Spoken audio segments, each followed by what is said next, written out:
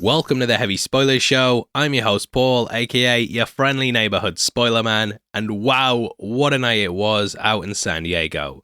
As per usual, Marvel completely blew the roof off in Hall H, and they announced not only their Phase 5 panel, but also some of Phase 6 too. It was an amazing event, packed with major announcements, great trailers, and throughout this video, we're going to be breaking it all down. If you've been following the channel live, then you'll know I posted my Black Panther Wakanda Forever trailer breakdown at 4:30 AM. I went to bed at 5. One of my sons woke me up at 5:30, so shoutouts Harry Spoilers for letting me get an hour's sleep. Because of that, I'd massively appreciate the thumbs up and also your subscription. We're not getting much sleep out here, so all the love is appreciated. Without the way, thanks for clicking this. Now let's get into the breakdown. Okay, so Kevin Feige basically came out and everyone was like, what about Phase 4? And he did a wonder, said no more Phase 4. What Phase 4? Ugh, you can tell I've not had much sleep. Boo, you suck! Anyway, from the off he said that Phase 4 was at an end and that things would culminate with Black Panther Wakanda Forever. As mentioned, we've done a full breakdown on that trailer and it's definitely one of my most anticipated movies. Just the entire feel to it was really somber and emotional, and they actually closed out the entire thing by giving us that new look. They sort of did things in a weird order and actually announced all of Phase 5 first and then moved into Phase 6. Now the first movie they put into Phase 5 is Ant-Man and the Wasp: Quantumania. They also dropped a poster for that yesterday and Jonathan Majors came out on stage and basically talked about doing some conquering. There will be conquering.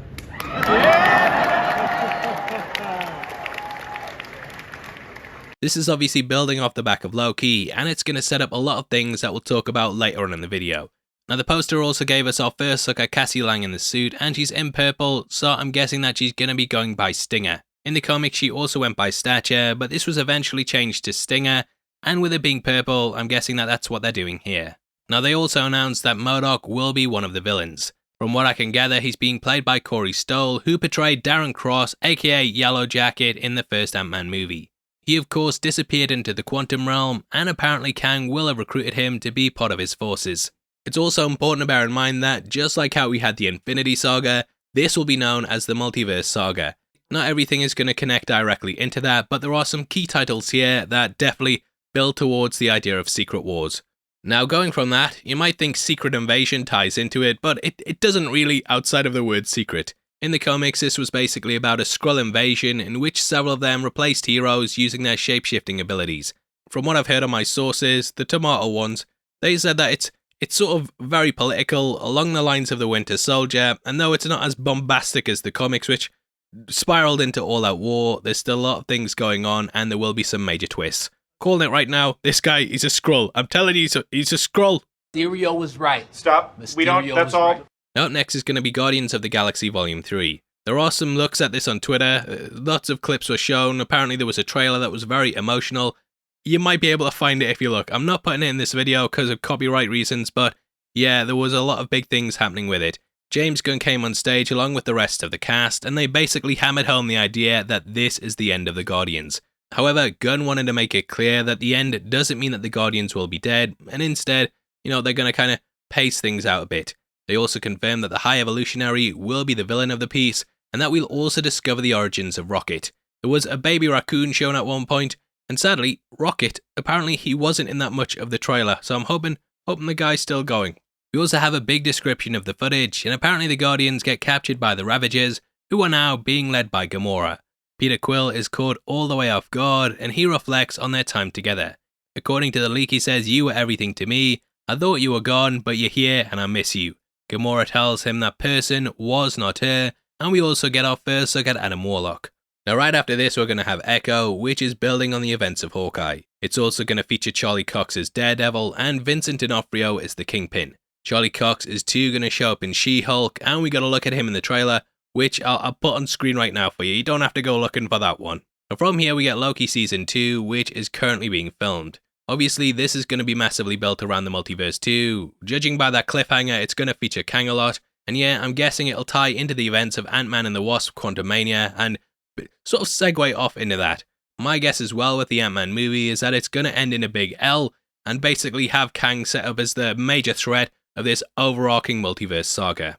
Now from here we go to the Marvels, which tying directly into the end of Ms. Marvel. and apparently this is actually going to open with a musical for about the first hour. Carol's meant to take the characters to a planet where everyone sings instead of talking, and I am quite interested to see how that plays out. Now next in November is Blade, which is building off the back of the Eternals.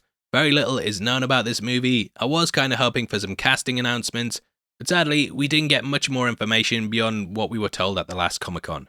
Now up next is Ironheart, a Disney Plus show that will centre around Riri Williams, who will be introduced in Black Panther Wakanda Forever.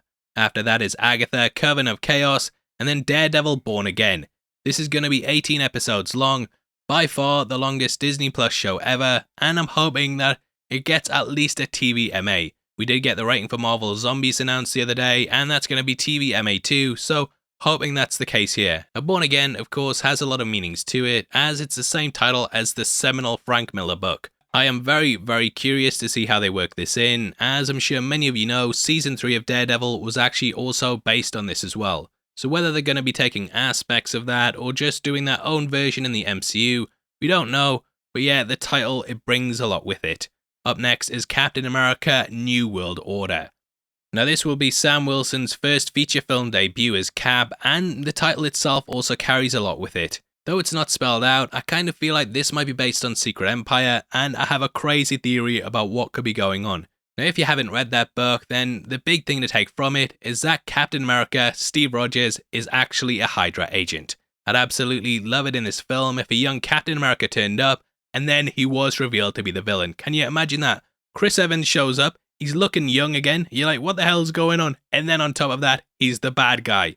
The Grey Man has definitely shown that Chris Evans can play a villain as well, so yeah, fingers crossed they do something like that, as I think that would be incredible. And lastly, following on from this, to close out Phase 5 is the Thunderbolts.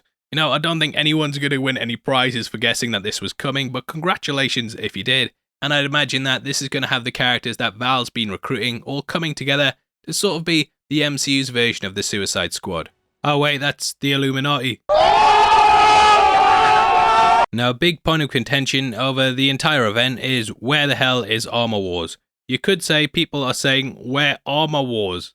Ha ha! And yeah, it's puns like that why people don't watch the videos anymore.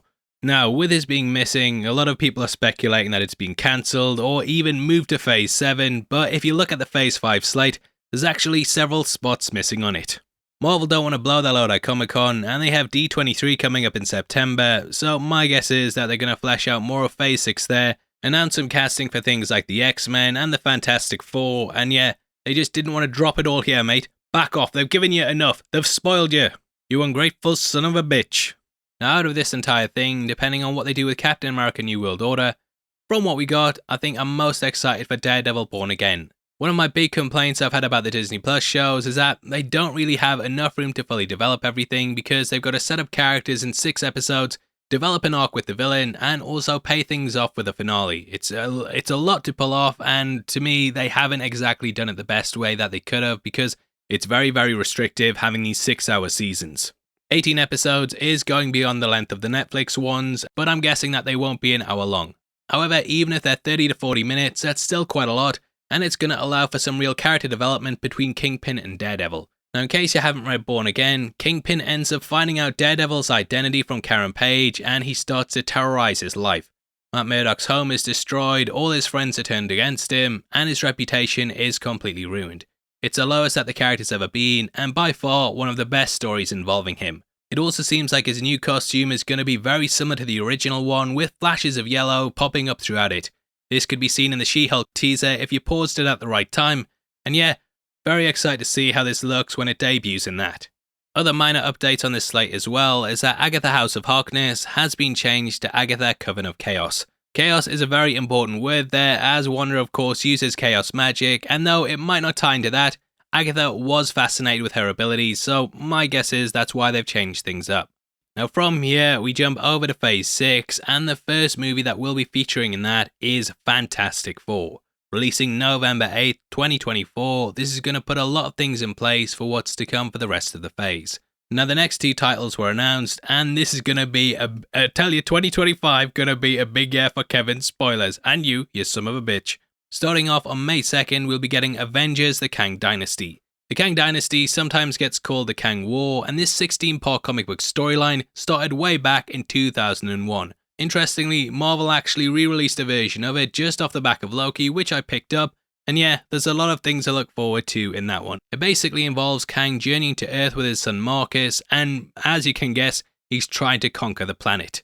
He actually accomplishes his goals, and just in the same way that Infinity War ended with Thanos winning, I'm guessing that Kang will win in this too. This will massively set up things for Secret Wars, which will then follow it, and we'll sort of have that being the multiverse saga's endgame, with everyone, probably on the back foot, trying to come back.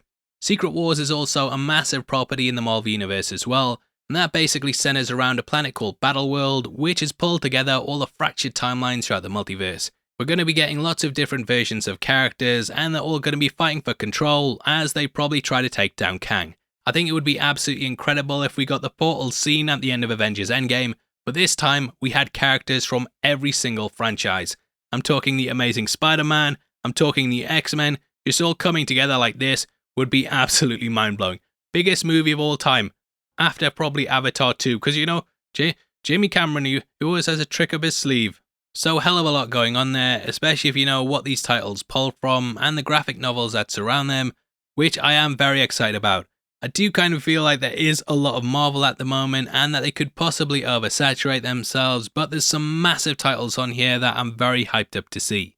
I'm just hoping that the quantity doesn't take away from the quality, as I do feel Phase 4 has been a bit hit and miss overall, but there have been some really great titles in there. I'm someone who absolutely loved Multiverse of Madness, No Way Home, Shang-Chi, actually quite liked Eternals, but some of the rest of them, they've not exactly been amazing must-see films. So I'm hoping that there's a high benchmark set across the board here, and with Wakanda Forever coming in November, I'm ready to just go into that and then, see how things all play out. That will be the end of Phase 4, and then from there we'll be diving into Phase 5, which is a massive leap for Marvel. They have the chance to either knock it out of the park, or they could let us down more than Henry Cavill not showing up. I'm still annoyed about it! But yeah, now I want to turn things over to you. You've heard the titles, some of my brief thoughts on them, and what do you think? Are you hyped? Are you disappointed? Do you still care? Comment below and let me know, and just to let you know, we're giving away 3 copies of Doctor Strange in the Multiverse of Madness on the 15th of August. All you've got to do to be in with a chance of winning is just drop a comment, mate, like the video, and make sure you subscribe, and we might pick you. We might not, but we might pick you. Now, if you want something else to watch, then make sure you check out our breakdown of the Black Panther Wakanda Forever trailer, which will be linked on screen right now. Very emotional, filled with Easter eggs and hints towards the plot, so definitely go head over there right after this. Out of the way, thanks for sticking through the video. I'm going to try and go get some sleep. You take care of yourself. Peace.